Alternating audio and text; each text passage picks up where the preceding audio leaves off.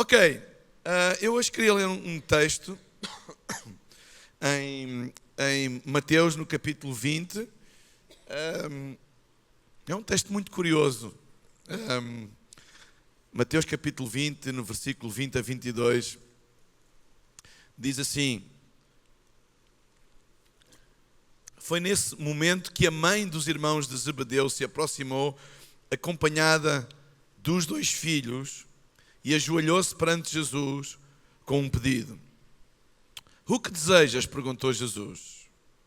E ela disse: promete-me que os meus filhos tenham lugares de grande honra no teu reino, um à tua direita e outro à tua esquerda. E Jesus respondeu: tu fazes ideia do que estás a pedir? Dirigindo-se a Tiago e João, perguntou: vocês são capazes de beber do cálice que eu estou a beber?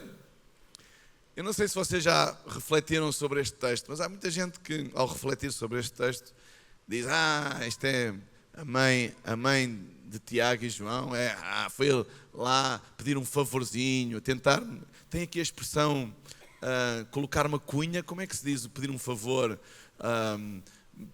por baixo da mesa, não é? Tipo como é? Um jeitinho, Foi lá tentar dar um jeitinho a Jesus para ver se ele arranjava um lugarzinho maior, e Jesus ficou chateado com ela. Então, que atrevimento ir pedir para que os filhos tenham um lugar de honra e que os filhos estejam assentados à direita e à esquerda de Jesus. Mas sabem, eu não vejo isso aqui. A pergunta de Jesus: tu fazes ideia do que me estás a pedir? Não era acerca daquilo que ela desejava, era acerca do percurso e do preço que os filhos teriam que pagar para estar onde ele estava. E sabem, na vida existem coisas que são muito mais atraentes em conceito do que quando se é requerido um compromisso para as ter. Eu há uns 14 anos atrás, 14, 13 anos atrás, na altura eu só tinha 2 filhas, e elas estavam de volta de nós, porque nós tínhamos acabado, ou íamos mudar de casa na altura, e a nossa casa tinha um quintal, porque antes vivíamos num apartamento e agora tinha um quintal, e elas estavam a tentar me convencer, a mim e à mãe, das virtudes de uma família com um cão. E, pai, é tão bom, nós temos um cão, e tu já viste como é tão bom uma família ter um cão, bem, tentaram, insistiram em ter um cão, e que era tão bom, e o conceito da família com um cão, que coisa fantástica, até que veio o cão. E quando veio o cão, aquilo que era atraente em conceito tornou-se mais complicado, porque era preciso um compromisso para ir passear o cão, dar de comer ao cão, todas essas coisas que, quando se tem apenas no conceito, não se pensa. Então há coisas na vida que são muito mais atraentes em conceito do que quando é pedido e requerido um compromisso para as ter, não é? E hoje é uma guerra, quem vai passear o cão e quem, enfim. Então, e sabem, no fundo era isto que Jesus estava a dizer à mãe dos filhos de Tiago e João, era: tu estás a pedir, e não tem mal nenhum tu desejares, que ela queria no fundo que os filhos tivessem um lugar de honra, e não tem mal nenhum querer ter um lugar de honra no reino de Deus, não tem, é uma coisa boa desejar isso, não é mal, ter ambição não é mau. Agora, ter ambição por uma coisa para a qual tu não estás disposto a ter um compromisso para alcançar. E era isso que ele estava a dizer: tu fazes ideia do cálice que eu tive que beber, tu fazes ideia do que é requerido para estar à minha direita e à minha esquerda? No fundo era isso que ele estava a dizer. E na igreja, sabem, é muito fácil às vezes as pessoas apaixonarem-se pelo conceito da igreja. Eu quero ter uma igreja, eu amo a videira, eu quero ter como a Hillsong Family, eu quero ter assim, conceito. É fácil as pessoas desejarem isso. Mas depois a coisa fica mais complicada quando elas percebem que é preciso ter um compromisso para alcançar aquilo que elas desejam. Ok? Então, há 3 palavras que em liderança são muito importantes, mas que são distintas. É a palavra visão, é a palavra cultura e é a palavra estrutura. Ou estratégia, ou modelo, depende de outras palavras. Visão, cultura e estrutura. No fundo, o que a mãe de Tiago e João estava a dizer é assim: olha, eu tenho uma visão, eu quero que os meus filhos tenham influência, tenham honra no teu reino. Essa era a visão dela, era o sonho dela. E ela passou imediatamente daqui para aqui e disse: então, dá-lhes um lugar, um à tua esquerda e outro à tua direita. Era a estratégia dela, para ter honra, um à direita e outro à esquerda. E Jesus disse: ei, o que tu queres é bom, mas tu estás-te a esquecer de que para alcançar isto, não é simplesmente estar à direita e à esquerda. Para alcançar isto, tu tens que beber o cálice que eu bebi. Tu tens que ter os valores que eu tive, o estilo de vida que eu tive, os princípios que eu tive, os hábitos que eu tive. Vocês estão a entender? Então, cultura. E sabem, numa igreja estes três elementos estão presentes. E há muita gente, sabem, que tem visão e a única coisa que quer é encontrar a estrutura, a maneira, qual é a ferramenta, qual é o modelo para alcançar a visão. E esquecem-se que o mais importante que se deve construir numa igreja é cultura. É o que é preciso eu viver, eu ter em mim, para que isso possa acontecer. Sabem? Visão é dada por Deus. Tu não tens mérito nenhum na visão que tens, porque é Deus que dá. Certo? Quem dá a visão? É Deus que dá a visão.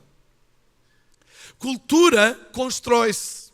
Deus não dá a cultura, Deus dá a visão. A cultura tem que ser construída, e construída diariamente, semanalmente, mensalmente, anualmente. Não é alguma coisa que a gente diz assim: ok, está construído, está feito. Não, é alguma coisa que está sempre em construção. Eu conheço muitos líderes que têm visão, e visão grande, mas apenas a visão deles torna-se numa fantasia espiritual, porque visão sem construir a cultura certa para alcançar a visão é uma fantasia espiritual. Eles têm a visão, mas não construíram a cultura certa que permitisse alcançar a visão que têm.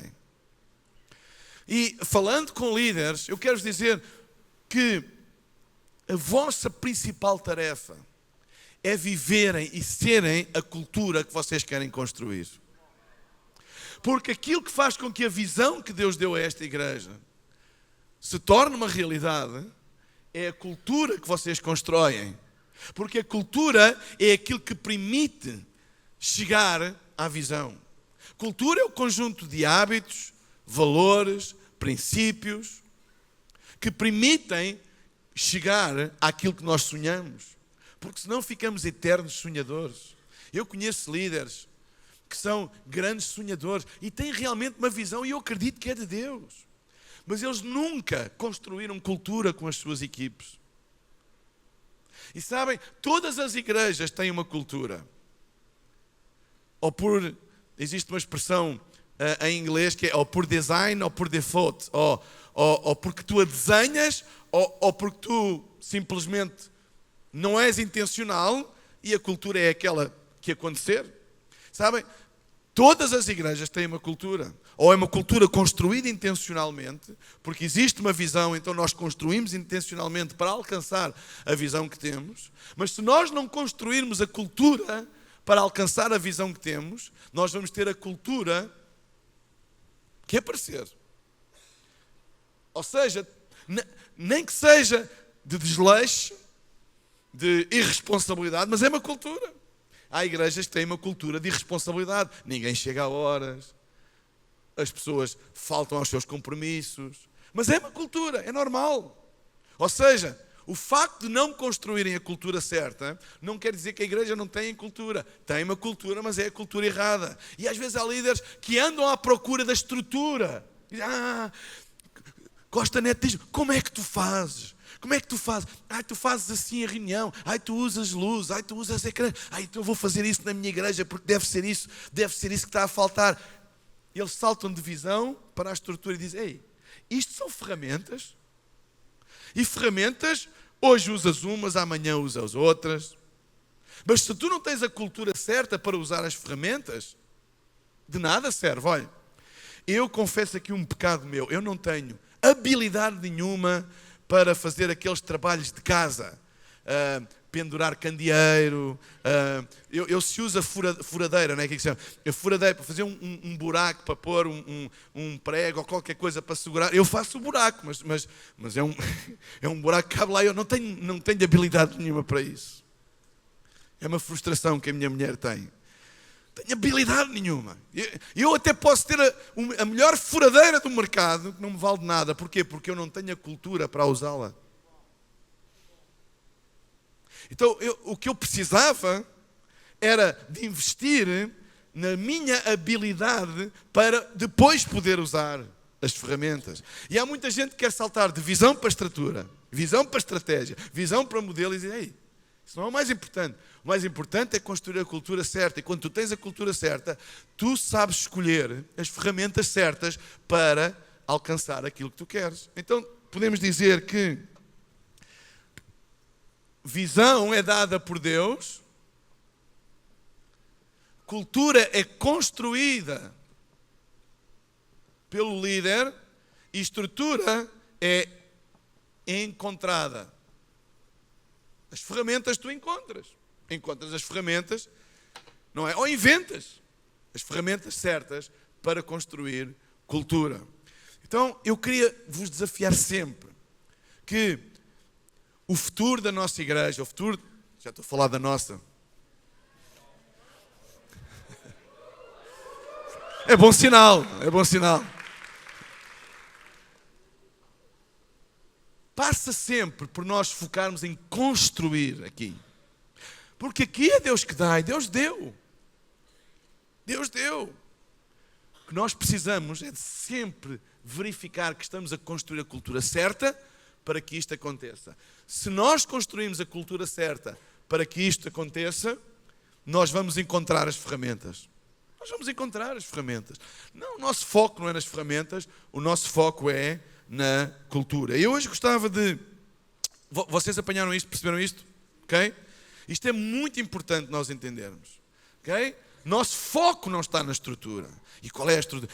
Porque a estrutura muda. Hoje serve, amanhã não serve, muda. A ferramenta hoje serve, amanhã há outra melhor, que a gente acha que é melhor, a gente muda. E estrutura é a mesma coisa. É por isso que nós nunca devemos resistir à mudança nas estruturas.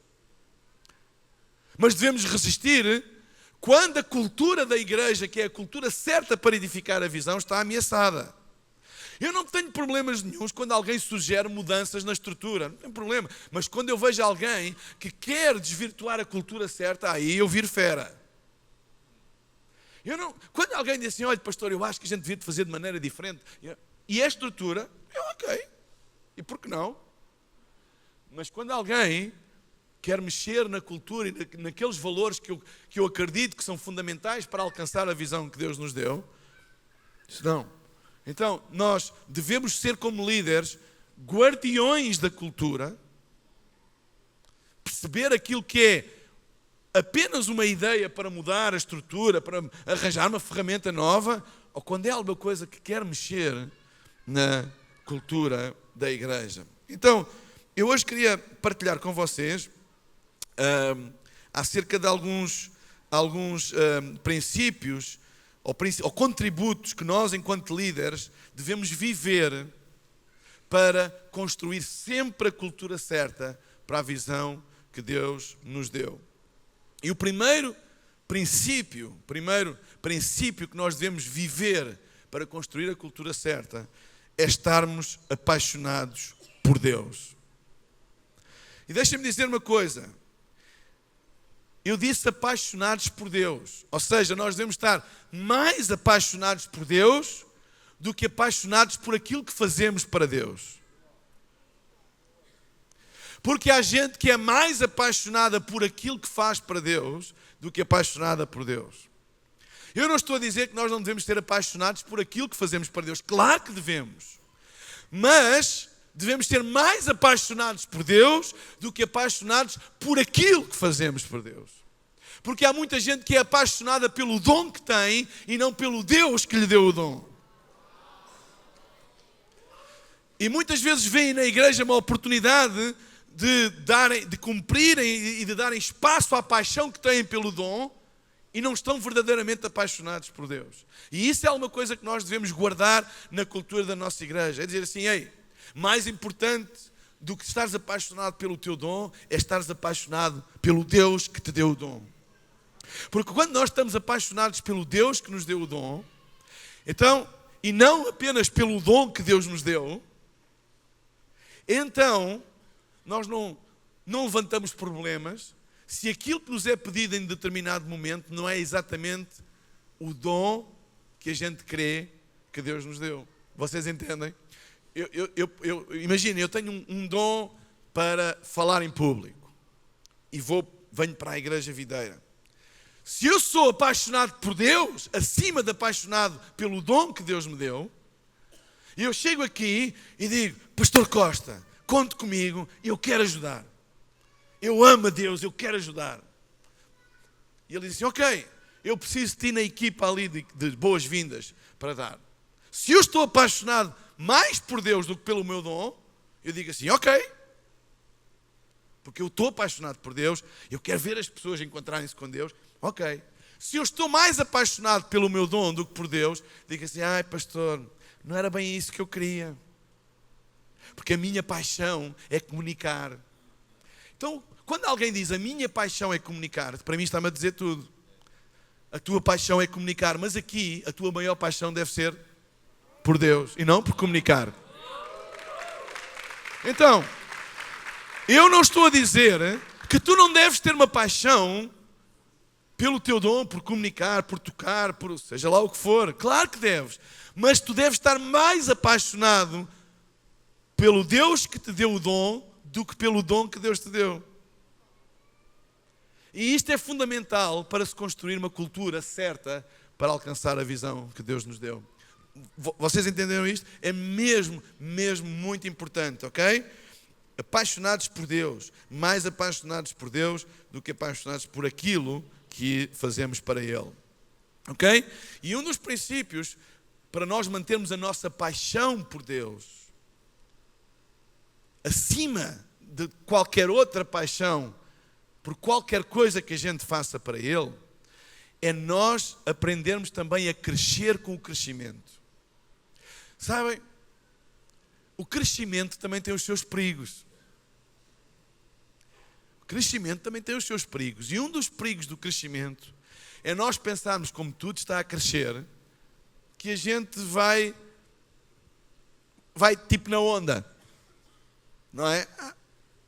Eu não preciso de estudar mais, eu não preciso de investir mais no meu próprio crescimento, porque eu vou na onda. É um erro, é um perigo muito grande. Certifica-te que tu cresces com o crescimento e tem que ser intencional. O que é que tu estás a fazer para o teu crescimento pessoal? Qual é o teu plano de crescimento e desenvolvimento pessoal? E tem que ser intencional. E deixem-me dizer uma coisa. Eu sei que o pastor Costa tem um grande desejo e uma paixão muito grande por treinar líderes de líderes. Mas deixa-me dizer-te que a maior responsabilidade pelo teu crescimento não é dele, é tua. A maior responsabilidade pelo nosso crescimento é nossa. Não é das pessoas que nos lideram, nem das pessoas, e muito menos das pessoas que nós lideramos. É nossa responsabilidade. Tu tens que assumir a responsabilidade de dizer, eu sou responsável pelo meu próprio crescimento pessoal. Ok? E deves procurar isso intencionalmente. Então este é o primeiro princípio que eu devo viver para ser um guardião da cultura e construir a cultura certa. Apaixonados por Deus. Segunda coisa, Reconhecer que a minha ligação com os outros é o maior sinal da minha ligação com Deus. Há um versículo que para mim vou repetir. Reconhecer que a minha ligação com os outros é o maior sinal da minha ligação com Deus. Há um versículo que para mim é uma referência. Quando a Bíblia diz que aquele que diz que ama a Deus e aborrece o seu irmão é mentiroso. Dói, não dói? Porque se nós dizemos que temos uma relação com Deus e que estamos a crescer com Deus e isso não se reflete nas relações que nós temos com as pessoas, isso é uma mentira. Porque o primeiro sinal de que nós estamos a crescer no nosso relacionamento com Deus é que a nossa relação com as pessoas melhora. A nossa relação com as pessoas é afetada positivamente. Sempre. É sempre afetada positivamente a nossa relação com os outros. E eu estou cansado de pessoas que dizem: eu tenho uma relação muito grande com Deus, eu oro muito, eu oro muitas horas, eu leio muita Bíblia, etc. E depois têm os seus relacionamentos horizontais uma miséria. Há qualquer coisa ali que não está correta. Porque o reflexo da minha relação com Deus é a minha relação com os outros. É por isso que a igreja local é tão importante. Porque a igreja local é onde tu expressas realmente, na prática, se tu tens uma relação com Deus. Porque tens de te relacionar com as pessoas. É por isso que as pessoas que usam aquele argumento: eu não preciso ter uma igreja local, eu não preciso, basta o meu relacionamento com Deus. São mentirosos. Não sou eu que estou a dizer, é a Bíblia. Porque eles estão a dizer que têm um grande relacionamento com Deus e não conseguem estar onde estão as pessoas, porque se desentendem com elas, porque não estão sempre em conflito, não concordam, então preferem estar sozinhas. Então dizem: o meu relacionamento com Deus é que interessa. Isso é um engano, isso é uma mentira. A igreja local é o maior teste ao nosso relacionamento com Deus. É por isso que Deus a criou. E é a oportunidade que nós temos de realmente expressar o nosso relacionamento com Deus. Então, é importante nós estabelecermos relações e termos relações saudáveis. Se tu queres ter um vislumbre do teu futuro, se queres ter uma visão do teu futuro, olha para a qualidade das tuas ligações. Eu não posso, deixa-me pôr assim, quando há 11 anos atrás eu comecei a fazer corrida, eu não tinha amigos que fizessem corrida. Então eles acharam uma coisa muito estranha. E sempre que eu dizia que ia correr, ou levava sempre o equipamento, eu ando sempre com o meu equipamento de corrida comigo, eles diziam assim: mas não é preciso estar sempre assim. E estavam-me sempre a desanimar para eu não correr, que era para eles se sentirem melhor de não fazerem exercício físico. Então, eu, para continuar disciplinado, eu tive que arranjar alguns amigos, e comecei a arranjar alguns amigos que também corriam. E essas ligações ajudou-me a manter disciplinado num objetivo que eu tinha, que era fazer desporto regularmente. E é por isso que faz-me um pouco de confusão quando há pessoas que dizem que têm uma visão de Deus e querem construir a casa de Deus e não têm ligações com pessoas que fazem isso. Nós devemos ter ligações com pessoas que estão a construir o mesmo que nós estamos a construir. E eu vou mais fundo. Nós devemos ter ligações com pessoas que não apenas têm a mesma visão, mas têm a mesma cultura que nós temos, para que isso possa ser um canal de transmissão de vida para nós, porque ligações são canais de transmissão de vida. Então, se nós não tivermos ligações com pessoas que estão a construir aquilo que nós estamos a construir, nós estamos a retirar combustível à nossa própria decisão de construir o que estamos a construir. É por isso que é importante vocês certificarem que têm sempre ligações saudáveis com gente que está a construir aquilo que vocês estão a construir, ok? E devemos estabelecer ligações, devemos promover ligações, porque há gente que não promove ligações. Se eu quero ter uma ligação com o pastor Costa, eu primeiro tive que a estabelecer, a gente conheceu-se, estabelecemos uma ligação, mas eu tenho que a promover. Se eu nunca mais lhe disser nada, se eu nunca mais lhe mandar um WhatsApp, eu estabeleci, mas eu não estou a promover. E se eu não estou a promover, eu não vou usufruir da vida que há em potencial nesta ligação. Então eu tenho que promover a ligação que eu estabeleci. Não é a esperar ele, se quiser, que me ligue. Ele, se quiser, que diga alguma coisa. Não. Eu tenho que tomar a iniciativa para promover aquilo que eu estabeleci. E se vocês querem que as ligações que vocês têm com quem está ao mesmo nível de autoridade do que vocês e com quem está a um nível de autoridade superior a vocês, vocês não podem ter sempre aquela atitude de dizer, eles se quiserem que venham ter comigo e que falem. Tu tens que promover.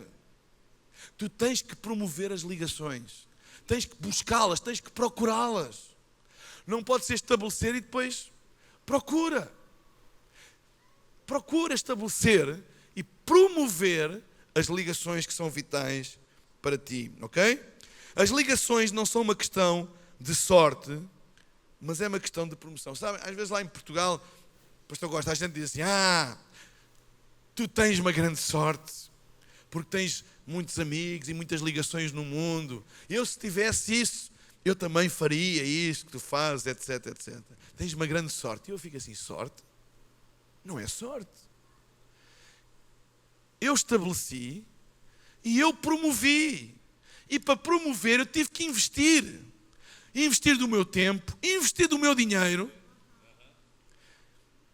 investir da minha disponibilidade para promover. Não foi sorte. Não caiu do céu aos trambolhões. Eu promovi através do investimento que eu fiz com a minha vida, com as minhas finanças, para eu poder ter as ligações que eu estabeleci e que eu creio serem vitais para alcançar aquilo que eu quero. E se tu não estás disposto a promover com o teu tempo e com o teu dinheiro as ligações que tu crês serem importantes para tu chegares onde Deus quer que tu chegues, tu nunca vais lá chegar. Porque há pessoas que têm uma oportunidade, conhecem alguém que sempre desejaram conhecer, etc. Mas depois não investem mais. Eu, quando tenho a oportunidade de conhecer alguém que eu desejo conhecer, ou que eu tenho um desejo de aprender, e eu sou tipo Lapa. Eu promovo, eu faço tudo para passar tempo, para estar o mais perto possível, porque eu quero. Eu sei que é vital para mim aquilo. E há gente que fica passiva nas suas ligações. Não pode. Em liderança, passividade é estagnação. Promove ligações, ok? Investe nas ligações. Então, estabelecer ligações, promover ligações e cuidar das ligações. Nós temos que cuidar delas. Temos que ter cuidado para que elas continuem o resto ao longo dos anos, ok? Terceira coisa que eu devo viver para construir a cultura certa. Ter uma atitude de servo. Eu sei que isto é um déjà vu, é quase uma frase feita, é quase um chavão, é quase, não é? Ok, atitude de servo. Mas sabem, para mim um servo, e quando nós pensamos em servo, nós normalmente pensamos em disponibilidade, certo? Um servo está disponível. Um servo é conhecido pela sua disponibilidade. A gente, quando vê uma pessoa muito disponível, uau, ele tem um coração de servo. Mas deixem-me dizer-vos uma coisa. Um servo não é só conhecido pela sua disponibilidade. Também é conhecido pela sua indisponibilidade. Porque há coisas que um servo deve estar sempre disponível e há outras que ele nunca deve estar disponível. Ok? Então, a tua disponibilidade ou as tuas disponibilidades definem tanto a tua atitude de servo como as tuas indisponibilidades. E a minha pergunta é, para o que é que tu estás disponível e para o que é que tu estás indisponível? E é isso que vai definir o que é um servo. Porque muitas vezes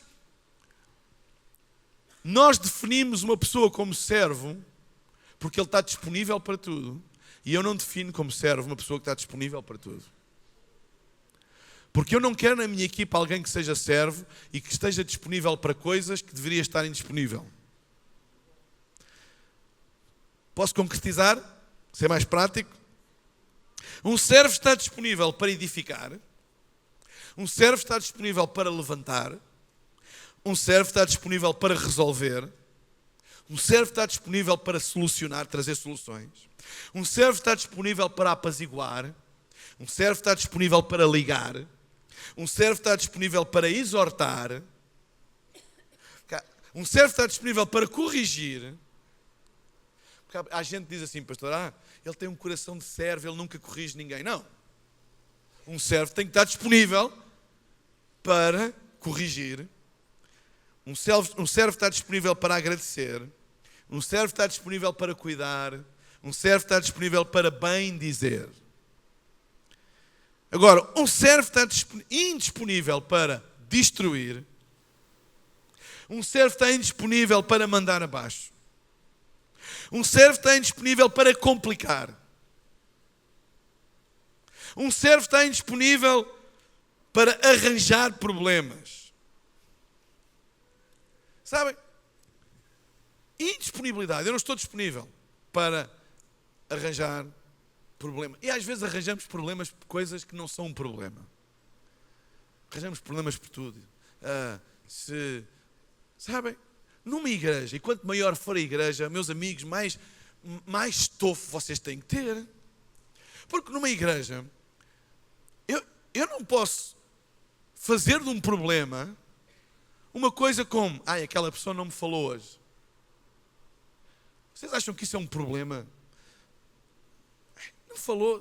Porquê que não falou? Se calhar acordou mal disposto. Se calhar zangou-se com a mulher. Se calhar, sei lá. Mas não é um problema. Perante isto que Deus está a fazer, acham que isso é um problema? Esquece isso. Eu só sou colocado na escala uma vez por mês. Vocês aqui não têm problemas com isso, pois não? De gente que reclama, quantas vezes eu vou cantar, quantas vezes eu vou isto, quantas vezes... Mas a gente lá, os europeus são terríveis. Isso não pode ser um problema. São coisas pequenas demais. Não podem ser um problema. Um servo está indisponível para arranjar desculpas para não fazer. Um servo está indisponível para ser popular. Deus não te chamou para tu seres popular, Deus chamou-te para tu seres eficiente. Porque muitas vezes a popularidade é inimiga da eficiência. E às vezes nós temos que optar e dizer assim, eu vou fazer uma coisa, não vou ser muito popular ao fazer isto, mas isto é o que é certo fazer, é o que eu vou fazer. Eu não vou fazer isso, porque depois porque é que vão pensar de mim? E eu tenho, depois se calhar não vão ser meus amigos, eles gostam tanto de mim, e se eu fizer isto, se calhar não vão gostar tanto. O medo de desagradar às pessoas é uma coisa terrível. Não é que a gente tenha que ser rudes ou o meu objetivo é desagradar. Não, o meu objetivo não é desagradar. O meu objetivo é fazer aquilo que é certo fazer. Se isso agrada ou desagrada, isso já é um subproduto. Não é? Então nós nunca devemos fazer porque agrada ou desagrada, devemos fazer porque é certo ou não é certo fazer. É o que é certo ou o que não é certo fazer. Então um servo está indisponível para ser popular, um servo está indisponível para ser ingrato, um servo está indisponível para a murmuração. Mas eu só estou a dar a minha opinião. Eu só estou a dizer o que penso. Pois às vezes é melhor não dizeres o que pensas. Porque muitas vezes a gente pensa coisas erradas e é melhor não as verbalizar. Ok? Não digas sempre tudo o que tu pensas. Não digas. Um tolo é aquele que diz sempre aquilo que pensa. E é por isso que Deus nos deu um cérebro e uma boca, senão tinha dado tudo junto. Se fosse para dizer tudo aquilo que tu pensavas, era o mesmo órgão. Ele deu dois, exatamente. Um pensa e o outro fala. Ok? Dois. Deus faz tudo com um propósito. Cérebro para pensar, boca para falar. E a Bíblia diz que a boca fala o que o coração está cheio. Ok? A boca é um reflexo daquilo que vai no coração. Mas há pessoas que mudaram este versículo e dizem: a boca fala aquilo que a cabeça está cheia.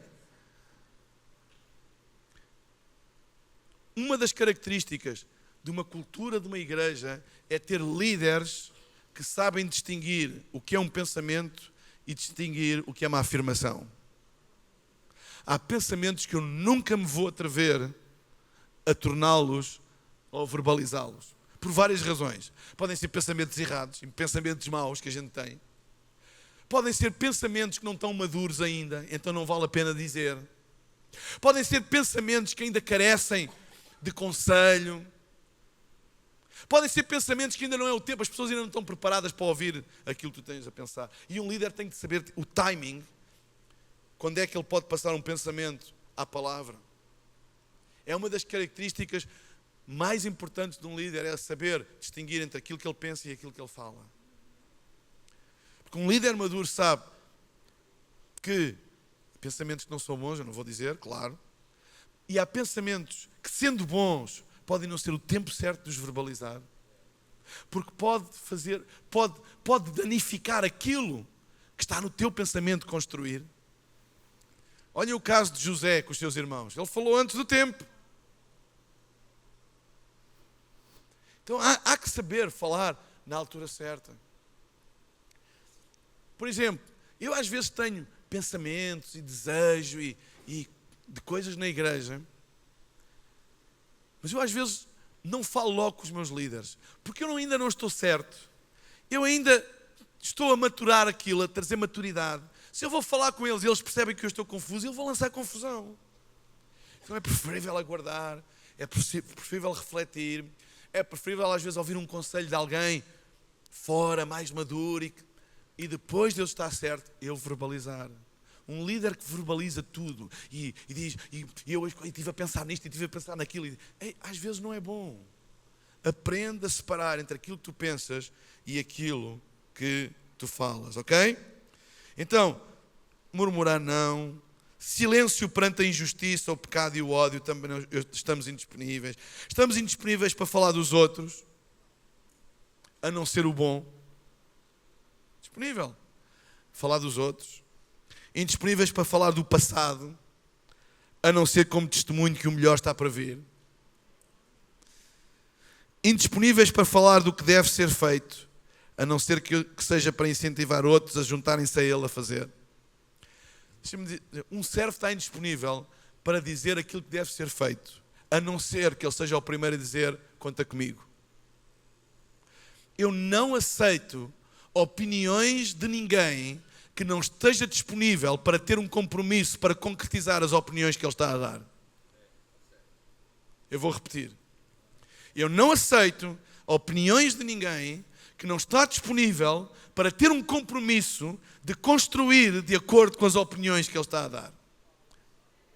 Se uma pessoa chega ao pé de mim, alguém, e diz assim: pastor, eu acho que a gente deve fazer assim, e que isto está mal, e que devemos fazer assim, desta maneira. Mas se ele se põe de lado, eu não quero ouvir o que tens para dizer, não me interessa. Porque estás a dizer, sabem, às vezes há pessoas que vêm ter connosco a dizer coisas que estão mal, como se a gente não visse. Andássemos aqui cegos. Eu já vi há muito tempo. O que eu preciso não é de alguém que me diga o que está mal, o que eu preciso é de alguém que me traga uma solução de como é que vais resolver isso. Como pastor, um líder não sabe como resolver tudo. O pastor Costa não é nenhum mágico que tira da cartola soluções para tudo. Ele precisa da tua criatividade. Ele não precisa da tua criatividade para ver as coisas. E se ele vê, ele precisa da tua criatividade para dizer, pastor, eu sei que isto não está bem, mas olha, eu tenho uma ideia, como é que isso pode solucionar? E conte comigo, se você achar que esta ideia é boa, conte comigo que eu vou fazer. Isso sim, eu quero ouvir. Isso sim, eu quero ouvir. Ok, temos que avançar. Pastor Costa, isto é até que horas? Hoje é vigília, não é? Não. Sério, até que horas? Até às 9? Ok. Mas quer tirar um tempo para perguntas? Ok, então tentar mais 15 minutos de despachar. Quarta coisa, responsabilidade. Deixa-me dizer que a responsabilidade é mais importante do que reputação. A responsabilidade faz mais pelo teu futuro do que reputação. Tem a palavra aqui? Reputação. Há muita gente preocupada com a sua imagem, com a sua reputação. Mas a responsabilidade faz mais do que a reputação. Ser 100% responsável por aquilo que te é concedido. 100% responsável pelas tuas ideias e pelas tuas sugestões. Ser sempre responsável. Certifica-te, quando alguém te dá alguma coisa para fazer e tu dizes que sim, tu vais ser responsável até ao fim. 100%. E isso vai fazer mais pelo teu futuro do que a tua reputação, a tua imagem. A tua fidelidade, a tua responsabilidade, 100% responsável. Por exemplo, se o pastor ou alguém te dá uma responsabilidade e tu aceitas,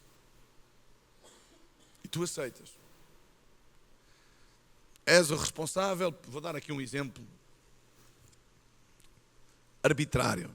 És o responsável pelo louvor. E tens essa responsabilidade. Ou és o responsável por o trabalho das crianças. E por algum motivo, pode acontecer, ficas doente na véspera, qualquer coisa, que não te é possível de todo cumprir com a tua responsabilidade. O facto de teres um constrangimento pessoal que te impede fisicamente de cumprir a tua responsabilidade não te torna irresponsável por essa mesma coisa. É a tua responsabilidade garantir que aquilo para o qual tu não vais poder estar, que alguém vai estar, não é o outro dizer, olha, eu não posso estar, resolva. Não, és tu que tens que resolver. Ai, pastor, eu não posso ir amanhã dirigir o louvor, arranja alguém. Não, és tu que tens que resolver isso. Porque é tu és sempre responsável, mesmo quando não estás, és sempre responsável. É um dos princípios mais importantes na liderança, é ter líderes que são 100% responsáveis.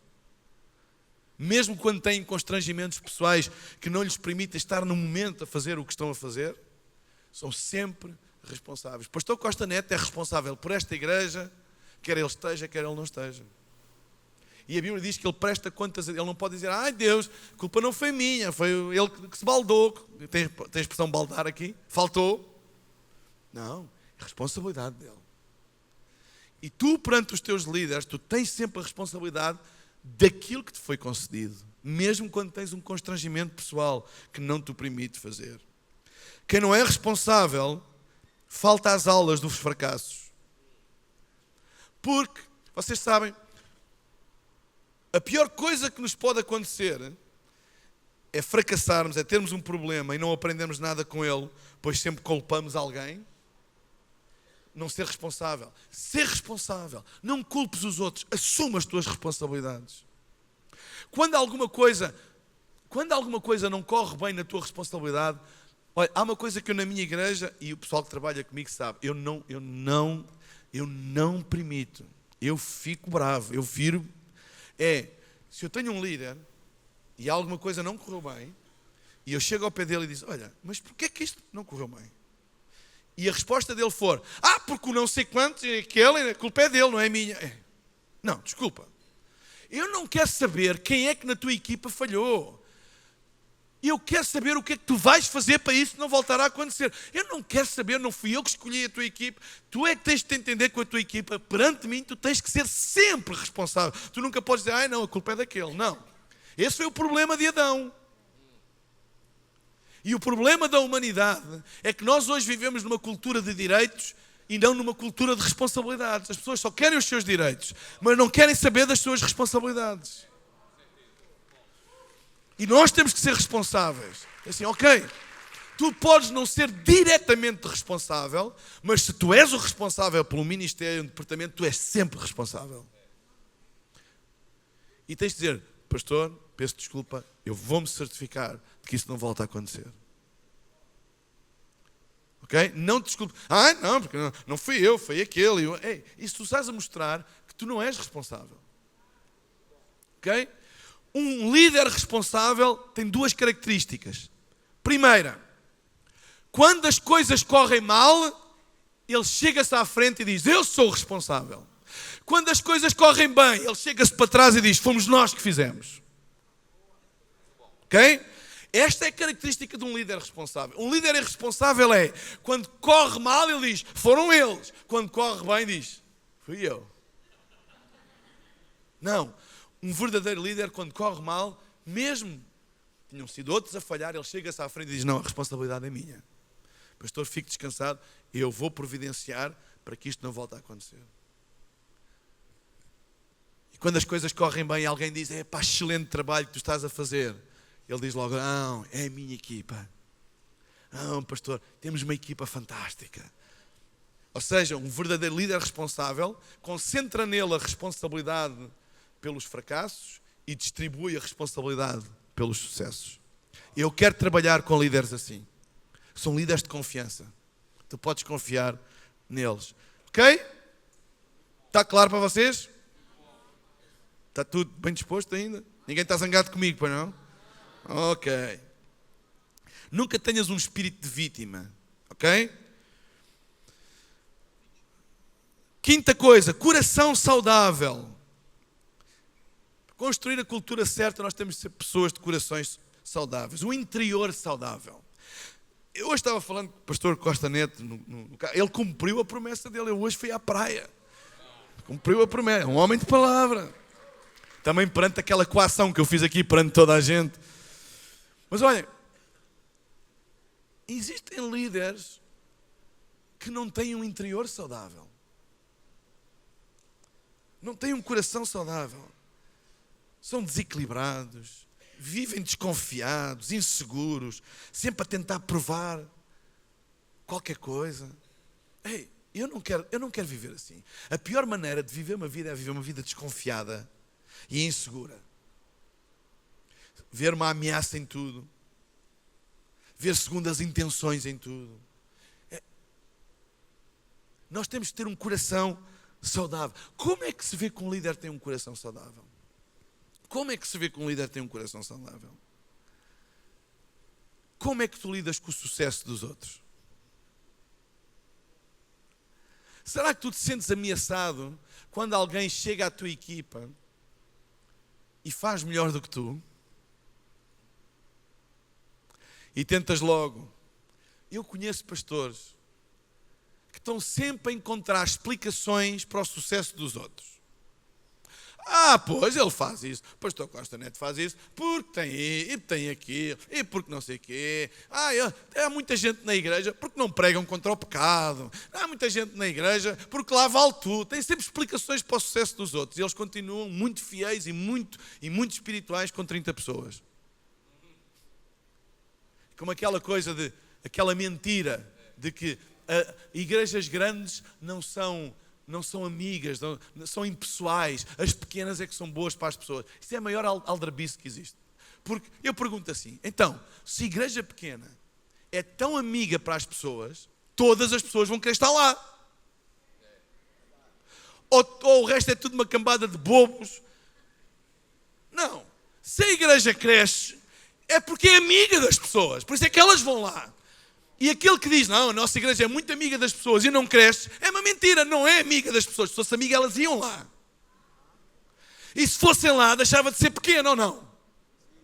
Então não acreditem nesse tipo de mentiras. Mas como é que tu lidas com o sucesso dos outros? Sentes-te inseguro? Tu és capaz de ter alguém na tua equipa que tu sabes que é mais competente do que tu naquilo que estás a fazer? Tu és capaz de ter alguém na tua equipa que é mais reconhecido pelos outros do que tu?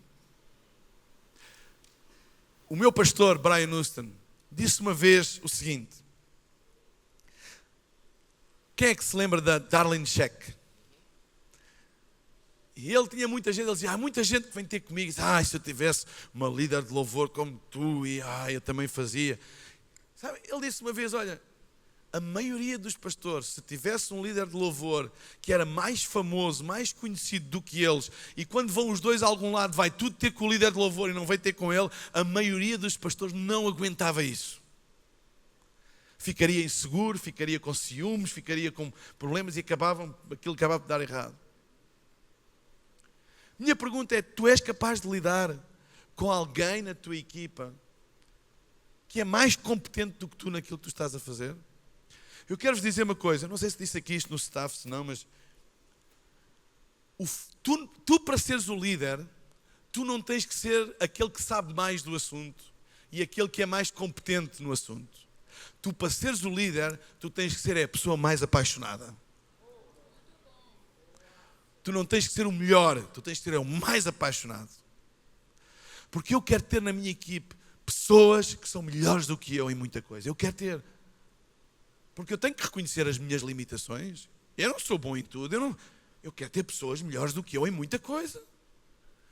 Agora, no dia em que eu deixar de ser o mais apaixonado por Deus, o mais apaixonado por igreja, o mais apaixonado por ver as coisas andar para a frente, e houver outros, então eu já não sou o líder.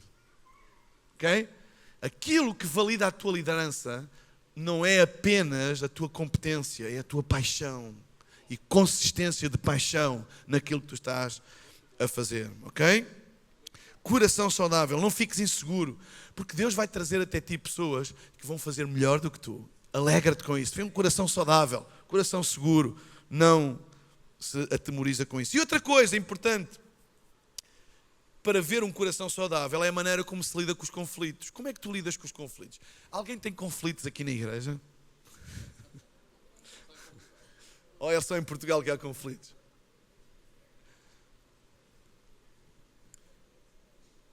Se eu chegar ao pé de ti e disser assim, eu não estou contente com a maneira como tu estás a fazer esta garrafa. Eu quero isto diferente, eu não estou contente, isto não está correto. E a pessoa começa logo, o pastor já não gosta de mim, o pastor já não quer saber de mim, ele já não acredita em mim. Veja. Se é assim que tu lidas com a correção e com o conflito, tu estás a mostrar que tens um interior que não é saudável. Há qualquer coisa, há uma insegurança ali muito grande. Porque quando nós corrigimos, eu quando vou ter com alguém da minha equipe e corrijo, eu estou a corrigir uma coisa, eu não estou a dizer que a pessoa não tem valor, eu não estou a dizer que não gosto dele, só estou a dizer que isto tem que mudar, mais nada. Acabou a conversa, amigos comandantes, vamos beber um café, não há nada em causa. Nós não... Costa, sabe, a coisa que mais nos desgasta é ter líderes que precisam de muita manutenção. É como aquele carro que tem que estar sempre na oficina. E aquele qualquer coisa, ele fica lá, tem a gente que ir, não foi nada disso que eu quis dizer. E tem que estar sempre a explicar a intenção. E é de alta manutenção. Sabem, ninguém quer comprar um carro que mês a mês tem que ir à oficina. Eu quero comprar um carro que é meter gasolina e andar. E quanto menos eu tiver que ir à oficina, melhor. Eu quero líderes que quanto menos precisarem de mim e quanto menos precisarem que eu ande ali de volta deles e vai andar lá. Eu quero esse tipo de líderes, não precisam de manutenção. Tem um coração saudável. Agora, se eu tenho que andar sempre a explicar, se há alguém que tu sempre sentes sempre desconfortável quando tu tens que chamar a atenção, eventualmente está na altura de tu removeres daquele lugar. Se é uma coisa, vou repetir.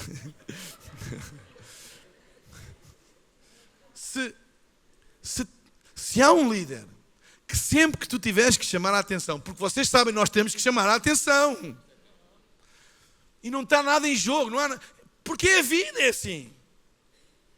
E quando eu acabo de chamar a atenção, acabou, não há mais nada em causa. Mas sempre que eu me sinto desconfortável, Sempre que eu... Porque eu já sei o que vem a seguir. Eu chamo a atenção, depois ele pede uma reunião e diz quão desiludido está porque eu fui isto e porque eu fui não sei o quê, e eu tenho que explicar que não foi nada disso, e depois passado um tempo ele diz, mas pastor, eu acho que você está diferente comigo. Se isso é uma coisa regular, não é pontual, toda a gente tem de vez em quando uma... Eu agora ia dizer uma expressão, não sei se posso dizer aqui.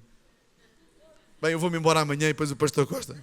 Há pessoas que de vez em quando também têm uma diarreia mental. Toda a gente tem de vez em quando diarreias mentais. A gente não deve corrigir a pessoa logo à primeira. Por exemplo, há pessoas que dizem assim, eu não permito más atitudes na minha igreja. É assim. Toda a gente tem direito a ter uma má atitude de vez em quando. Desde que isso não se torne um padrão. É um dia. E a gente tem que ter essa sabedoria. Às vezes há líderes, pastor, eu vou tirar aquela pessoa porque ela teve uma má resposta para comigo e não sei, eu vou tirar. Mas ela tem tido? Não, foi... então, deixa estar. Isso pode ter sido um mau dia. Não haja já, não caias em cima. Dá-lhe um tempo. Ama ou dá-lhe um tempo. Se tu vires que é um padrão, isso é outra coisa. Agora, toda a gente tem de vez em quando isso. Então toda a gente de vez em quando reage mal a uma coisa. Mas se não é hábito, não te preocupes muito. Isso na vez seguinte, ele não reage dessa maneira. Ok, foi um dia, isso acontece. Agora, se é alguém que sempre, que a gente corrige, a gente, antes de ter que ir falar, está ali meio inquieto, assim, meio, não é desconfortável, porque sabe o que vem a seguir. E se isso é um padrão de comportamento, eventualmente isso é um sinal que aquela pessoa não pode estar naquele cargo ali. Porque está-te a trazer uma pressão. Porque nós temos de ter gente que a gente lida e que a gente diz as coisas e que não interpretam mal as nossas intenções. Porque senão o carro está sempre na oficina. Eu não posso ter um líder que eu permanentemente tenho que estar a cuidar de coisas básicas e eu gosto de ti, eu acredito em ti, tu tens valor. A Bíblia diz que quando eu era um menino falava como menino, mas agora que eu sou adulto eu não... Vocês estão a entender o que eu estou a dizer? Okay? Não sejas um líder de manutenção alta, mas de baixa manutenção. Os melhores líderes são aqueles que a gente às vezes até se esquece assim. Eu já não tenho uma reunião com ele há que tempos. É bom sinal. É sinal... Sabem, às vezes passar despercebido é sinal que as coisas estão a correr bem. Está a correr bem. Está a correr bem. Está. Não há nada a dizer, então, ótimo. Podemos ir beber um café, mas não há nada para falar. Estou contente, estou satisfeito, está ok. Mas aquela coisa constantemente. Estão lá em cima, estão cá em baixo. Estão animados, estão desanimados. Estão cheios de fogo, foi-se o fogo todo. Não sejas um líder que esteja sempre na oficina. Bem, vamos terminar isto. Só tenho aqui mais 20 pontos. Só 2 coisas para terminar. Honra é muito importante. Honra é a atividade do respeito e da consideração. Honra não é um sentimento, honra é uma atividade. Olhem lá para mim. Há pessoas que confundem e dizem que sentem muita honra. Honra não se sente. Tu sentes respeito, sentes consideração, mas honra é ativo. Honrar é uma atividade, não é um sentimento.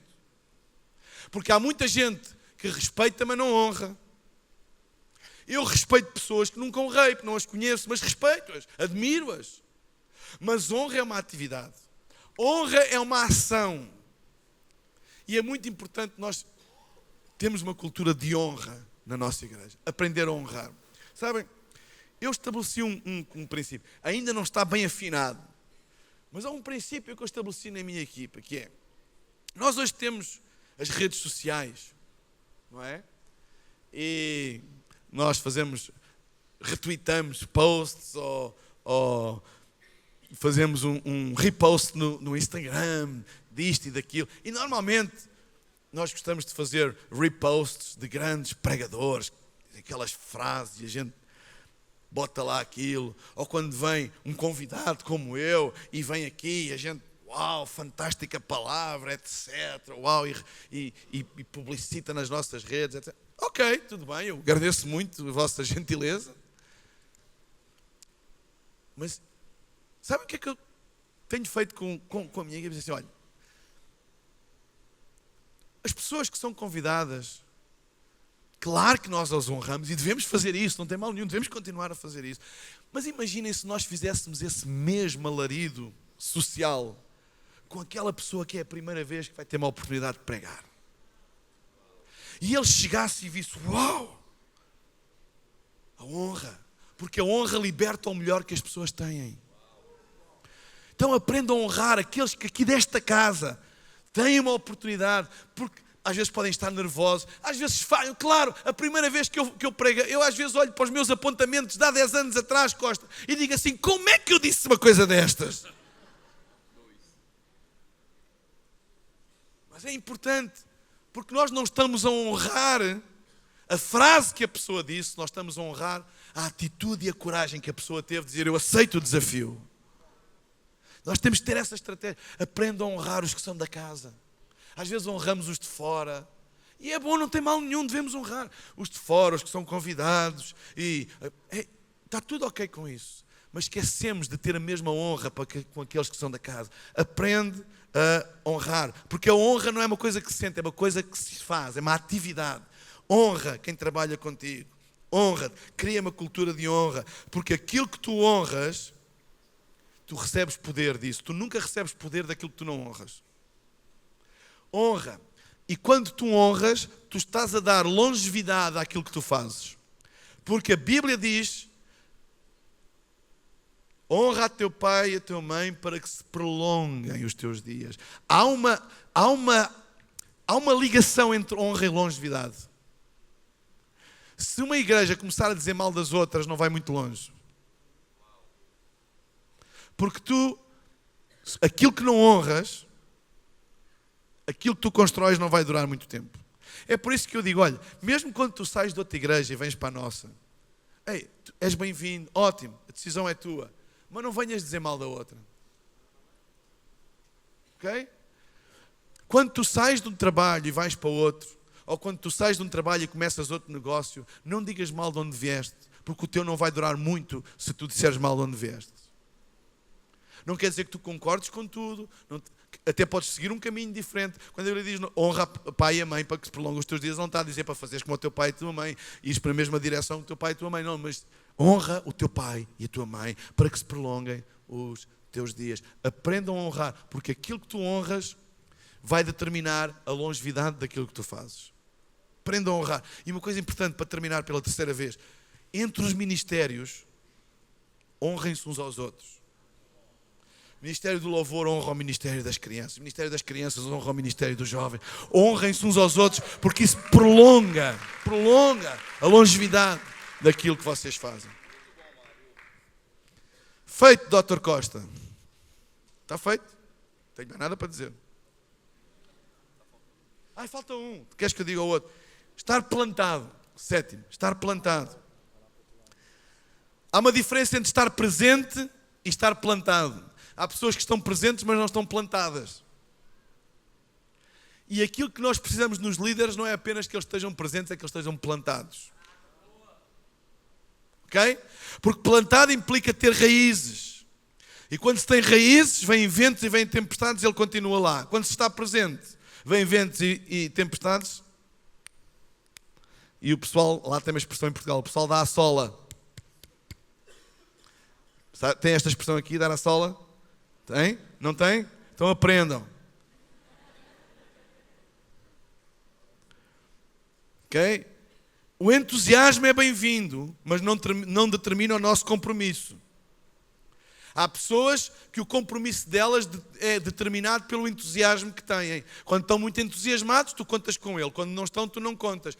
O entusiasmo é bem-vindo, mas não determina o nosso compromisso. Eu estou comprometido quando estou entusiasmado e eu estou comprometido quando não estou entusiasmado, porque eu estou plantado, eu não estou apenas presente.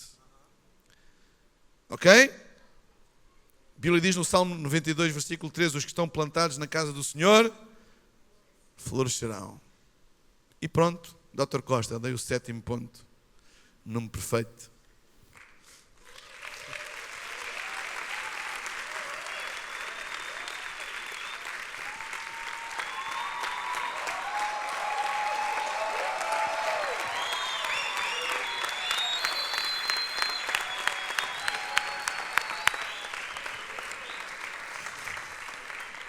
Bora.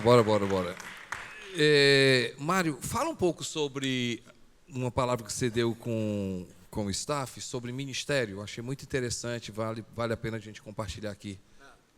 Nós somos a dádiva ao ministério, o ministério não é nosso. Exatamente. Eu, na reunião do staff, estava a partilhar com o pessoal lá que há duas perguntas essenciais que eu faço sempre aos meus líderes, e uma dessas perguntas é: o que é que tu fazes na igreja? E eu faço esta pergunta intencionalmente porque eu quero uma resposta pedagógica, não é? Intencional também. Porque muitas vezes existe aquela ideia do meu ministério, que Deus nos deu um ministério. Mas sabem, olhando para Efésios 4, eu não vejo que Deus nos deu um ministério, mas vejo que Deus nos deu ao ministério. Então, o ministério não é uma dádiva que Deus nos deu, nós somos a dádiva que Deus deu ao ministério. Por exemplo, Deus não dá igrejas a pastores, Deus dá pastores às igrejas. Então, a dádiva não é a igreja ao pastor, a dádiva é o pastor à igreja. Deus não deu ministérios a líderes, Deus deu líderes a ministérios. A dádiva é o líder. Quando eu entendo que a dádiva sou eu não tenho direito, para mim não é importante se eu sou dado a isto ou se eu sou dado àquilo, porque a Bíblia diz que Deus deu para aquilo que for útil. E a questão é o que é útil, e isso resolve muitos problemas na vida das igrejas, quando há pessoas que dizem assim: eu não faço isso porque este não é o meu ministério, porque Deus deu-me este ministério. Tu não és proprietário do ministério, porque o ministério não foi uma dádiva que Deus te deu. Tu é que és a dádiva que Deus deu ao ministério. Então, Ele dá para o que for útil. Então, o que é útil? Hoje pode ser isto, amanhã pode ser aquilo. Então, aquela coisa de que, pastor, isso não é o meu ministério, isso eu não vou fazer. Não. O que é que tu fazes na igreja? A resposta é: eu faço aquilo que for necessário. E aquilo que é necessário agora é o que tu estás a fazer agora. Porque se amanhã for necessário fazer outra coisa, e numa igreja em crescimento isto acontece muito e vocês sabem, as coisas têm que mudar, têm que se adaptar, eu vou ter a mesma postura. Pastor, é para o que for útil. O que é que você acha que eu sou útil? Porque eu sou o dom, eu sou a dádiva que Deus dá. Onde é que você acha que eu agora posso ser útil? Onde é que acha que esta dádiva vai fazer falta agora? Quando tu chegas ao pé do líder, do pastor, e diz assim: eu quero servir nesta igreja, não ponhas condições. Diz: olha, eu quero ser um presente de Deus para esta igreja. Onde é que você acha que eu posso ser útil? E o que ele disser, faz com alegria. Porque tu és a dádiva. Ok? Deus não te deu um ministério, Deus deu-te ao ministério. A Bíblia diz que Deus deu uns para apóstolos, outros, Deus deu uns para. Ok? Para o que for útil. Okay? Não é no sentido contrário. Senão temos uma mentalidade de proprietário. E então, quando não nos dão naquela área, a gente dá a sola. A gente vai embora. Não. Eu tenho um ministério de louvor e o pastor queria-me colocar nas crianças. Não. Esse não é o meu ministério. Então ele não entende que ele é que é o dom, ele é que é a dádiva de Deus. Ele pensa que é proprietário de uma coisa e não é. E não é.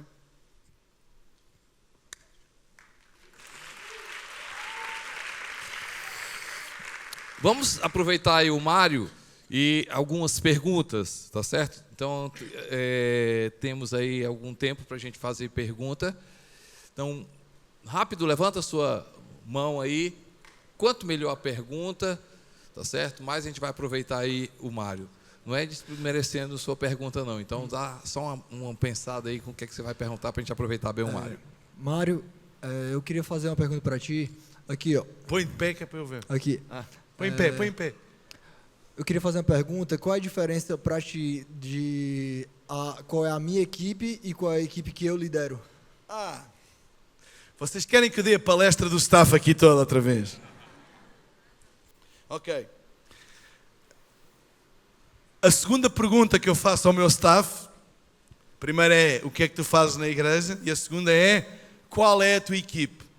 Qual é a tua equipe? Porquê é que eu faço esta pergunta? Porque muitas vezes, ou a maioria das vezes, as pessoas têm o conceito que a equipe deles é a equipe que eles lideram. Mas a tua equipe, há uma diferença entre a tua equipa, a equipa que tu pertences e a equipa que tu lideras. Ou seja, a equipa que tu pertences é o conjunto das pessoas que estão no mesmo nível de autoridade do que tu. Vou dar aqui este exemplo. Vamos pensar que o pastor Costa, doutor, pastor, bispo, tem que se pôr os títulos todos, não é? Costa Neto, tem uma equipa. E vamos supor, não estou a dizer que é assim, isto agora depende da forma da organização, mas não é importante. Vamos pensar que ele tem nesta equipa o líder das crianças, o líder do A13, o líder do... Como é que é do jovem já? Isso. Quando não sabe escrever, põe-se a primeira letra. Tem o líder dos pequenos grupos. Somos um. S1. Mas eu sei escrever somos, é só porque não cabia ali. Tem o líder do Ministério do Louvor. Tem da produção. Eu acho que vou arranjar um problema aqui se falha aqui algum. Ui. Tem recepção. E outros, vá. O que mais temos aqui? Então, esta é a equipe do pastor Costa Neto. Quando o líder das crianças diz assim, esta é a minha equipe, quando ele vai para a reunião desta equipe, ele vai sempre com a mentalidade de que vai representar o Ministério das Crianças aqui. Sabem como é que isto se chama em linguagem política? Lobby. Está a fazer lobby. Ou seja, eu vou lá representar, defender os nossos direitos, o que é preciso, etc. E esta mesma coisa, então isto não é uma equipe, isto é um parlamento, isto é um grupo de cada um a puxar a brasa à sua sardinha. Ora, numa equipe saudável, estas pessoas, é aqui nesta equipe que tem o seu primeiro compromisso, a sua principal lealdade e fidelidade é aqui. Eles não representam esta equipa aqui, eles representam esta equipa aqui. Ok? Então, esta é a equipa deles e esta é a equipa que eles lideram. Eles não vêm trazer coisas desta equipe para aqui, eles vêm trazer as decisões desta equipe para aqui. Porque esta é a equipa deles, é aqui que eles devem a sua lealdade, é aqui que eles devem o seu compromisso. Eles aqui estão apenas a representar aqui. E quando estão aqui, o todo é importante, não é só a parte deles, é o todo. É a igreja, é o todo. Ok? Então, esta é a minha equipe e esta é a equipe que eu lidero. Mas é a minha equipe é esta. Esta é onde eu devo a minha lealdade. Esta é onde eu devo o meu compromisso. E eu vou defender tudo o que for decidido aqui, é isso que eu vou defender, é isso que eu vou executar. Eu não vou para aqui e depois chego aqui e digo assim, decidimos isto, mas eu não concordei muito. Não. Mesmo que eu não tenha concordado aqui, mesmo que eu tenha discordado, e podes discordar aqui, mas no momento em que se toma a decisão, é a nossa decisão. Não é a decisão daquele ou a decisão do... É a nossa. E eu chego aqui e disse, a nossa decisão é esta. Ponto final. Não é, pastor ou a equipa de liderança decidiu isto, mas eu não concordei muito. Estragaste tudo. Tudo. Acabaste de dar um tiro no teu próprio pé. Acabaste de minar a tua própria autoridade. Então, a definição pode parecer apenas um jogo de palavras, mas não é. A definição de quem é a nossa equipa e qual é a equipa que é diferente da equipa que nós lideramos é fundamental para evitar muitos dos problemas que existem nas igrejas, de competição, de eu puxo para aqui, o outro puxa para ali, porque nós sabemos, não, nós todos puxamos para o mesmo lado. E nesta equipe, eu estou tão interessado eu posso ser o líder das crianças, mas quando eu estou aqui, eu estou tão interessado no sucesso deste, como no sucesso deste, como no sucesso deste, como no sucesso deste. É igual para mim, porque eu estou aqui. Ok? Esta é a minha equipe, esta é a equipe que eu lidero. Respondeu?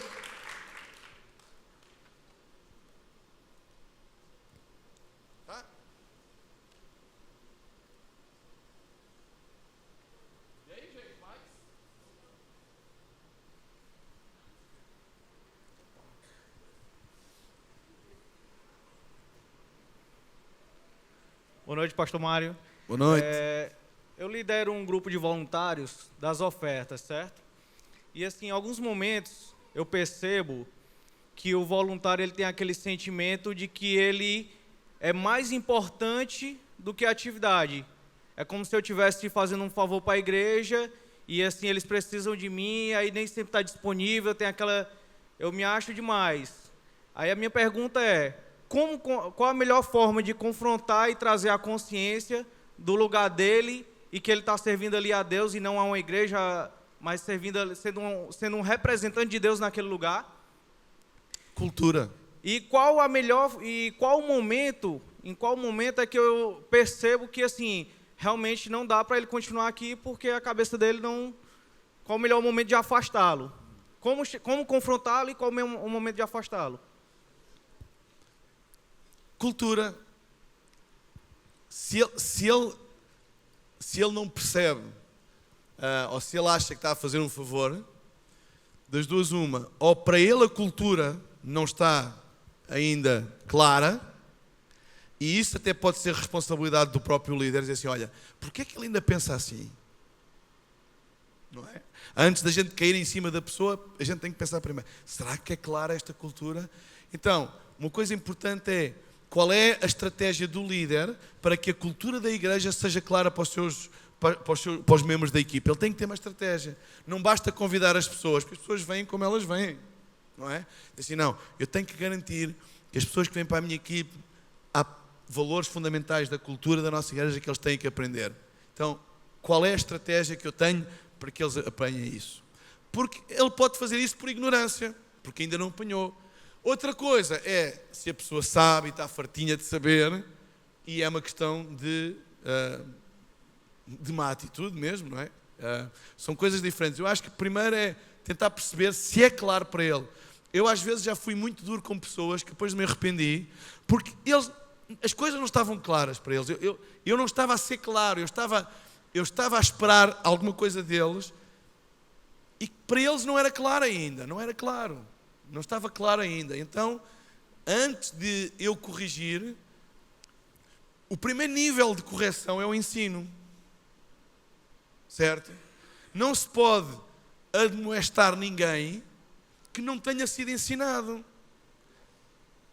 A admoestação só vem depois do ensino. Porque se eu vou admoestar sem ensinar, é errado. Porque eu estou a admoestar uma pessoa de uma coisa que ela não sabe. É a mesma coisa de que um aluno que não aprendeu a fazer uma determinada conta, ser-lhe exigido que ele faça aquela conta. Não pode, tem que primeiro aprender e depois então ser admoestado.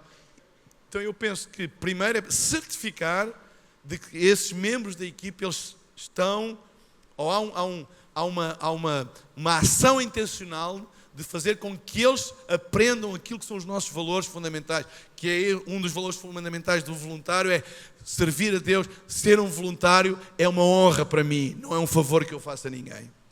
Isso tem que estar claro. E a questão é, porque eu sei muitas vezes, na minha igreja, às vezes não está claro. Às vezes digo, olha, as pessoas estão a entrar para a tua equipe, mas há coisas que não estão claras para eles. E não é responsabilidade deles, é responsabilidade tua de garantir que isso fica claro para eles, passares tempo com eles, teres um programa, pode ser um programa informal, não é preciso ter nenhum curso, mas que tu garantas que as pessoas estão a apanhar as coisas certas. Eu faço uma reunião mensal que chamo Pulsar da Cidade, onde convido todos os voluntários das equipes a estarem, exatamente para treinar cultura, etc. E garantir que eles aprendem aquilo que são os valores fundamentais da cultura da nossa igreja. Se mesmo assim E infelizmente existe pessoas com uma atitude recorrente, têm um padrão recorrente. Há pessoas que são orgulhosas e que acham que estão a fazer um favor, e isso é recorrente, é uma atitude recorrente, seja na equipa de levantar as ofertas, seja noutra equipa qualquer. É uma questão dele. Então há uma altura em que isso tem que ser confrontado, dizer assim, olha, esse tipo de atitude não faz parte dos nossos valores. Ok?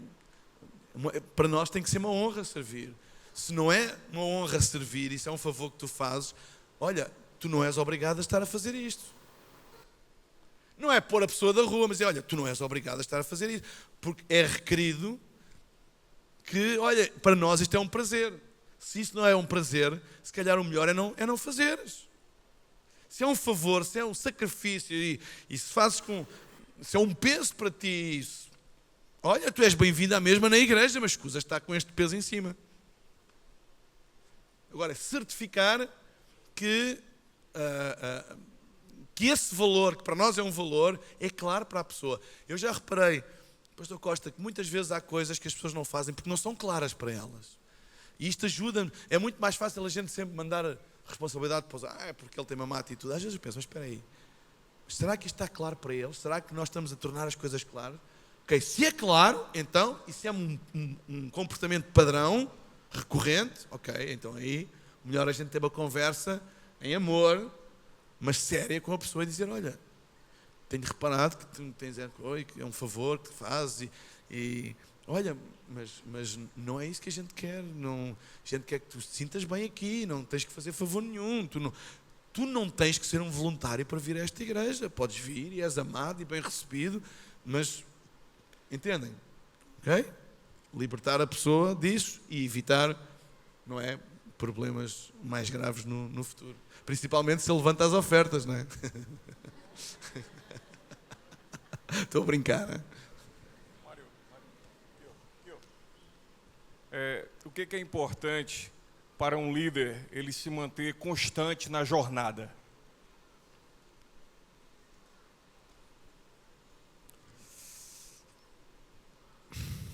É importante ligações saudáveis. É importante ser focado. Há muitos líderes que se distraem com muitas coisas.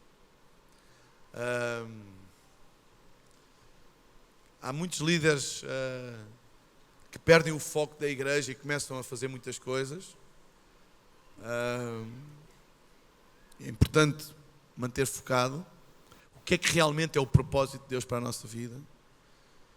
Há líderes que se perdem, não é porque têm potencial, é que se desfocam, começam a fazer tudo e mais alguma coisa, e isto e aquilo e o outro, e etc. Eu falo por mim, eu preciso de ser focado. Eu não posso desfocar. Já me vieram a oferecer para participar em negócios e não é que seja mau, eu não estou a dizer, mas eu sei que isso tem o potencial de me desfocar daquilo que é importante. Eu tenho que ter disciplina e dizer não. Por exemplo, convites para sair e pregar. Muitas coisas. Eu não sou um pregador itinerante, eu sou pastor de uma igreja que quer continuar focado. Eu saio para os meus amigos e para os amigos dos meus amigos, mais nada. Manter focado, porque podemos fazer tanta coisa e perder o foco. Ok, ligações e foco ajudam-me a ser constante, não é? Ligações, foco e procurar sempre ser eu próprio, nunca tentar imitar ninguém, nunca tentar ser o que alguém é, ser eu próprio, estar como é que eu ia dizer, confortável na minha própria pele. Eu não tenho que fingir ser outra coisa, eu não tenho que imitar o A ou B. Uma coisa é ter referências, uma coisa é ser inspirado por alguém, outra coisa é imitar alguém. Então, acho que estas três coisas são importantes para mim, né? Há outras pessoas que com certeza terão outras maneiras de se manterem constantes. Para mim, as ligações é muito importante. É o foco, manter o foco e é manter-me honesto comigo próprio. Eu sou aquilo que eu sou, eu não tenho que ser outra coisa qualquer, porque isso pode começar um dia eu quero ser como aquele, e no outro dia eu quero ser como o outro, e no outro dia vejo aquele e é aquilo que eu quero, e a gente perde a nossa estabilidade e a nossa constância. Boa, muitos braços no ar, eu não sei como é que isto funciona aqui. Costa, tens que pôr ordem aqui na tua igreja. Aqui. Oi, Mário, boa noite. Você falou sobre a questão da popularidade. E aí, eu acredito que a popularidade é diferente de você exercer a sua influência. E como que você poderia nos ensinar mais sobre isso? Sobre a diferença de ser popular e a diferença de você exercer a sua influência no meio que você está. Há uma diferença muito clara entre ser popular e ser influente. O popular quer agradar às pessoas, o influente quer retirar o melhor das pessoas. E para retirar o melhor das pessoas, às vezes temos que não ser populares. Então, se o meu objetivo é retirar o melhor das pessoas, então, às vezes posso ser popular, mas outras vezes não. Portanto, a popularidade não é um objetivo. O objetivo é retirar o melhor das pessoas, porque isso é ser influente. É que a minha vida e a minha presença ajuda a pessoa a ser melhor. É isso que é influência. Se o objetivo é ser popular, eu não quero saber do bem da pessoa. Eu quero saber como é que eu fico aos olhos dela. No fundo, eu estou a ser egoísta. A popularidade é uma forma de egoísmo. Porque o que eu quero é ficar bem visto. Isso é egoísmo. Mesmo que não seja bom para a pessoa. A popularidade é uma forma encoberta e simpática de ser egoísta. Enquanto a influência não tem egoísmo nenhum. A influência não é egoísta. A influência quer o melhor para a pessoa. Quer tu fiques, quer tu não fiques bem visto com isso. Tu queres o melhor para a pessoa. E às vezes leva-nos a dizer coisas que até são duras num momento, mas nós sabemos que é o melhor para a pessoa. Para mim é a grande diferença. Olá, Mário. Quais critérios você utiliza para escolher um líder para a sua equipe? Quantos critérios eu utilizo para escolher os líderes para a minha equipe? Quais? A quais? Se eu soubesse responder a isso, estava rico. É assim, há alguns critérios que para mim são importantes. Basicamente há um critério, para mim, inegociável, que é a fidelidade. Agora, eu nunca irei ver fidelidade se eu não der uma oportunidade. Então é uma tensão entre oportunidade. No ministério, eu não sei, mas eu tenho chegado à conclusão. Eu às vezes tinha alguns ideais que caíram. E um dos ideais que caíram é que quando eu crescer há coisas que vão desaparecer. Mas não, há tensões no ministério que nunca vão desaparecer. Nós temos que aprender a geri-las. E esta tensão entre o critério de uma pessoa e a oportunidade de dar uma pessoa é uma tensão difícil, tem que se aprender a gerir, porque eu só sei se uma pessoa é fiel se eu lhe der uma oportunidade. Eu nunca irei descobrir. Então escolhe alguém que já deu provas. Ok. Então e aqueles que nunca tiveram uma oportunidade de dar provas? Então, fidelidade para mim é um critério importante, mas há outra coisa que num líder para mim é muito importante na escolher alguém. É a tua intuição. O que é que o teu coração diz em relação àquela pessoa? Não há história, mas é uma pessoa nova na igreja, converteu-se, começou a vir à igreja. Que história é que ele tem? Que exemplo de vida é que ele tem na igreja? Nenhum. Começou a vir. Podes ver algumas características, mas o líder tem que ter aquela intuição. Eu acho que aquele miúdo, aquele rapaz tem alguma coisa. Eu acho que aquela menina tem ali alguma... É uma intuição. Ela ainda não tem provas dadas de nada, mas tem uma intuição. E eu, enquanto líder, eu tenho que acreditar que se eu estou a liderar, Deus vai-me dar uma intuição diferente do que dá às pessoas todas. Não é porque eu sou melhor, é porque se Ele me colocou aqui, Ele tem que ter Ele tem que me dar isso. Senão eu não consigo liderar. Eu não consigo liderar uma igreja pelas minhas capacidades. Tem que ser pelo Espírito de Deus, pela graça de Deus. Ele tem que me dar alguma coisa que não dá aos outros. Não, eu vou fazer como aos outros todos. Porque eu não sou melhor do que ninguém. E essa questão de escolher líderes é uma questão tão sensível. Eu já tive tantas ideias de como escolher líderes que já caíram por terra. Que já caíram. Não, um líder tem que ter isto, aquilo, aquilo outro. E às vezes ele escolhe líderes que têm isto, aquilo e aquilo outro. E é um fracasso total. Eu não tenho uma resposta assim muito concreta a isso. A fidelidade para mim é um valor fundamental, mas também é o que é que está no teu coração quando tu olhas para aquela pessoa. O que é que está no teu coração? Às vezes não há muitas evidências, mas há qualquer coisa que diz: investe naquela pessoa. Eu não sei onde é que eu dei aquele exemplo, não sei se dei aqui. A igreja não é uma montra de joalharia, a igreja é uma mina. E nós, para descobrirmos às vezes a pepita de ouro ou o diamante, ele está lá no meio da terra e no meio da pedra, e tens que sujar as mãos, e tens que às vezes passar um mau bocado, e às vezes apanhar algumas desilusões com as pessoas, mas continuas a acreditar. Porque se a gente também pega forte nas pessoas e à primeira desilusão a gente lhes dá um pontapé e os manda fora, ainda bem que não fizeram assim connosco. Então, há que ter paciência e ter tolerância. As pessoas estão a crescer, mas é acreditar ali qualquer coisa, não é? Nós preferimos ter as coisinhas, não é? Ter a joia na montra e escolher, uau, aquela pessoa tem tudo, olha, ela é fiel, ela é competente, tem tudo, está na montra. É o mais fácil, mas não é assim que se passa numa igreja. As pessoas vêm cheias das coisas delas, mas eu olhar para a pessoa e dizer assim: eu acredito que ele tem alguma coisa. Eu sei que ele tem alguns problemas, eu sei que há coisas que vai ter que mudar, mas eu acredito que há ali alguma coisa. E o meu trabalho é: ok, então vamos lá na jornada juntos. E eu estou preparado para as tuas falhas, mas vamos lá, eu acredito que tu tens aí alguma coisa. Levantar liderança é um desafio muito grande e que exige muita paciência e persistência e não desistir à primeira falha das pessoas. Aquelas coisas, os líderes têm que ter estas características assim. Eu sei que é verdade, mas como é que tu descobres que eles têm? Se tu não os treinares a ter e não lhes der uma oportunidade, alguém tem que investir e retirar o melhor que as pessoas têm. Não sei se te ajudou muito, se calhar não. Eu sei, porque às vezes também não me consigo ajudar a mim mesmo. Boa noite, Mário. Você falou um pouco sobre constância do líder, né? Dos altos e baixos que ele tem na vida dele.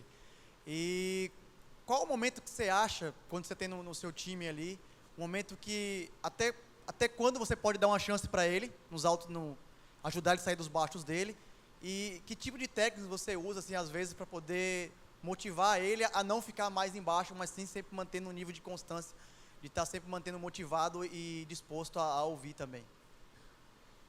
Essa é outra, que se eu soubesse. Até quando? Claro que há coisas que são inaceitáveis, depende do que é um alto e o que é um baixo, não sei. Há altos e baixos que são perfeitamente geríveis e há outros altos e baixos que são mais complicados de gerir. Depende o que é o alto e o que é o baixo dessa pessoa, não é? Por exemplo, se alguém está na equipa de administração e o baixo dele é apropriar-se do dinheiro, então isso é um baixo que não pode ser tolerado. Entendem o que é que eu estou a dizer? Ou se alguém está no Ministério de Aconselhamento e envolve-se emocionalmente ou sexualmente com alguém, isso é um baixo que não pode permitir a pessoa continuar. Vocês entendem? Há altos e baixos e há altos e baixos. Acho que nós não podemos ter uma bitola igual para toda a gente, porque há baixos que dá para gerir. Dizer assim: não desistas, não é? Vocês estão a entender o que eu estou a dizer? Há baixos, há alturas que a pessoa está em baixo e que dá para gerir. Olha, não desistas, não vale a pena desistir, isso é normal, eu vou-te ajudar. Então, quando é que nós paramos e dizemos: olha, não dá mais, ou quando é que nós toleramos continuar? Depende muito do que é, depende muito de tanta coisa.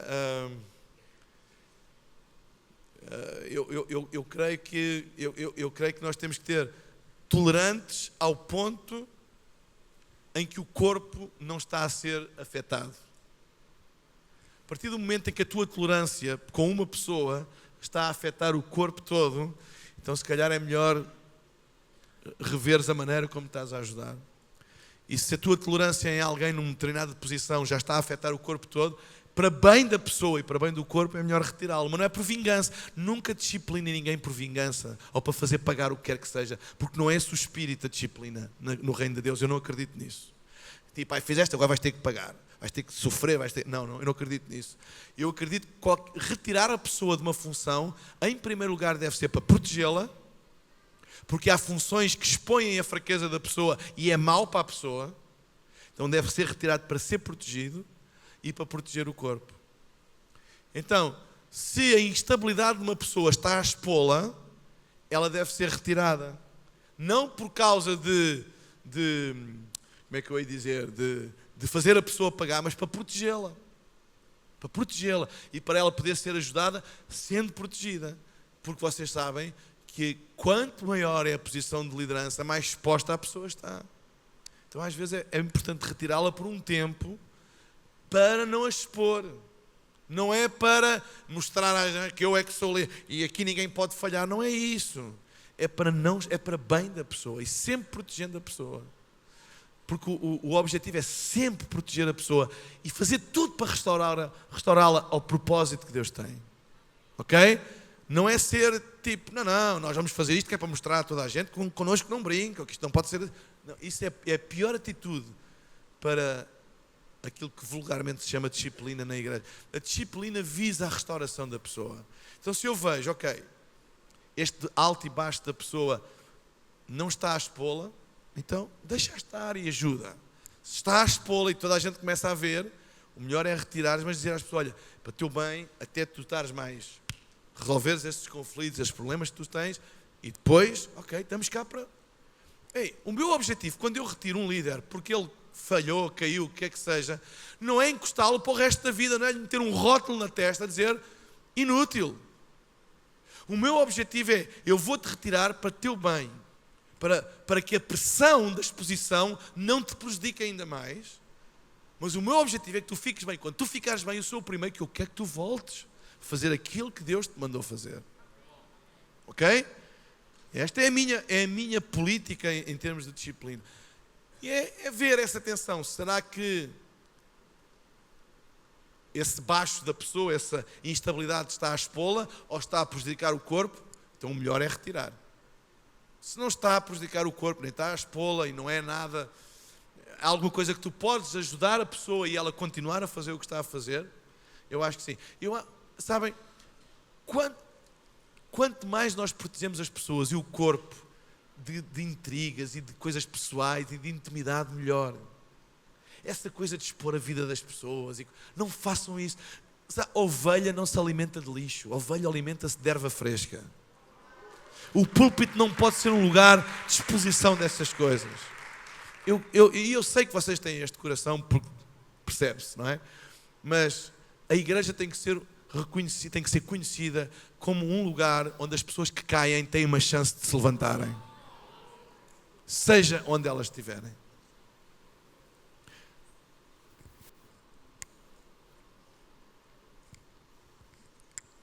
Deixa eu só ajudar você a responder se algo que você está fazendo é cultura ou estrutura. Quando na sua cabeça você precisa responder que aquilo que você está fazendo ou o que nós estamos fazendo tem a ver com pessoas. Se você não conseguir responder que aquilo que você está fazendo tem a ver com pessoas, não é cultura, é estrutura. Exemplo, por que nós temos essas luzes e por que a gente tem a música do pre-roll? Por que durante o culto a gente diminui? Na sua cabeça, por que a gente faz isso? E se você responder assim, não, porque fica mais bonito, fica lindo o ambiente, fica um negócio melhor. Isso é estrutura.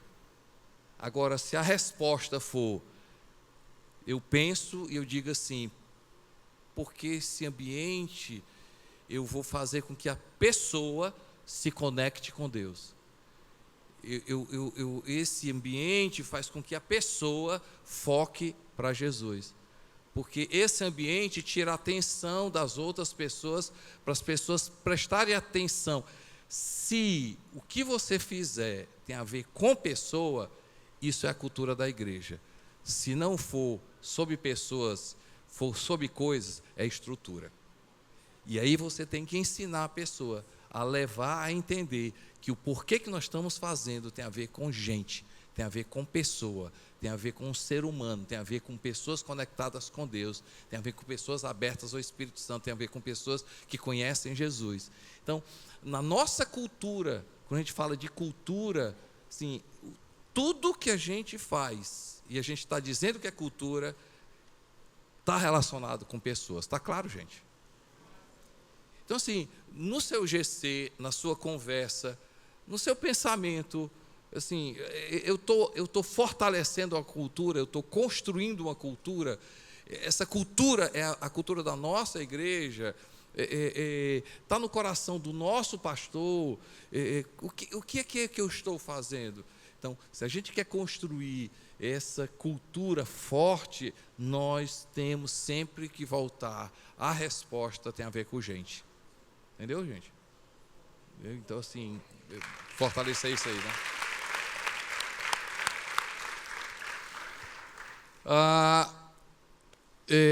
Gente, tá bom? Tem muita coisa para você digerir, tem muita coisa para você aprender. Tudo que você copiou aí, para hoje, se der um tempo, faz com que jogue na tua mente novamente, escreve mais algumas coisas, compartilha com o teu grupo, é muito importante. É uma forma também de aprender, você compartilhar com outras pessoas e aí fortalece aquilo que a gente aprendeu hoje aí. Mário, muito obrigado. Você tem sido assim uma bênção, né? Uma amizade muito boa, muito gostosa. E eu agradeço muito à igreja, gente, vocês são fantásticos de nos permitir a gente fazer conexões como essa, como o Mário, né? É muito bom é muito fácil ser pastor da videira aqui, de estar com vocês, porque vocês nos dão a oportunidade de a gente crescer, assim, tão bom essa conexão com o Mário e aquilo que a gente tem crescido junto, e o Mário está aqui compartilhando o seu coração. A gente só tem que agradecer, Mário. Muito obrigado aí, viu?